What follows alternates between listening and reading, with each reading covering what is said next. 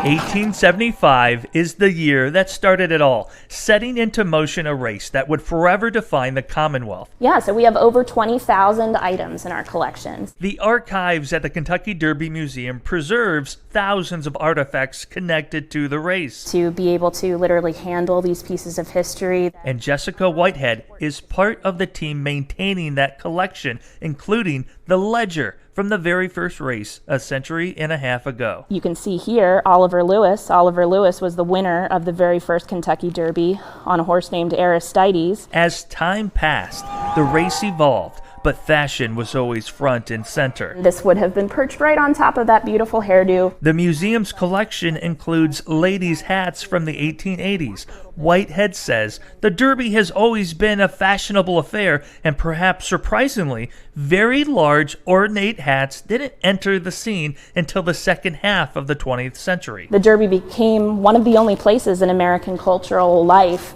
that you can wear a big, outrageous hat. In 1913, Derby fans witnessed the birth of an underdog as Roscoe Goose won the race with Donerail at an astonishing 91-1 odds. Donerail's victory as the longest shot still in Kentucky Derby history made a huge impact on the way people thought about Churchill Downs, particularly because they thought maybe they might come here and make a small fortune. 50 years in, Whitehead says a standardized trophy was created in 1924. The museum holds the oldest known existing trophy from the following year. It was designed by a man named George Graff. The Kentucky Derby trophy is one of the only solid gold trophies given of this size in the United States. It's items like this, Whitehead says, shapes an ever-growing legend. Are not only important to so many individuals because of the stories that they tell to us, but also the importance of this race to building the Commonwealth and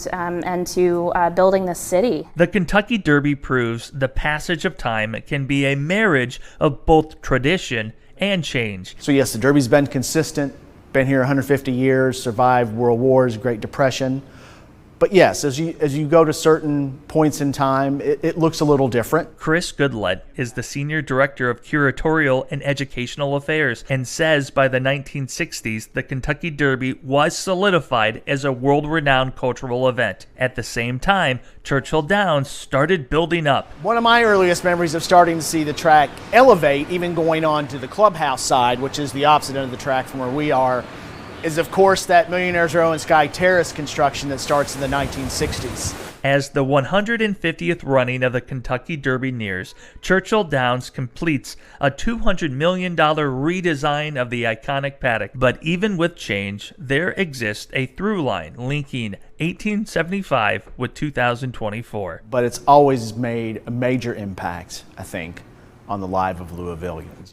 I think it's a really special opportunity to be able to caretake these beautiful artifacts, and I hope they'll be here in another 100 years for people to enjoy. And with each passing year, stewards of history like Jessica Whitehead and Chris Goodlett have the invaluable duty of documenting and preserving the items that tell a story that includes us all. At Churchill Downs, Jonathan Gregg, Spectrum News.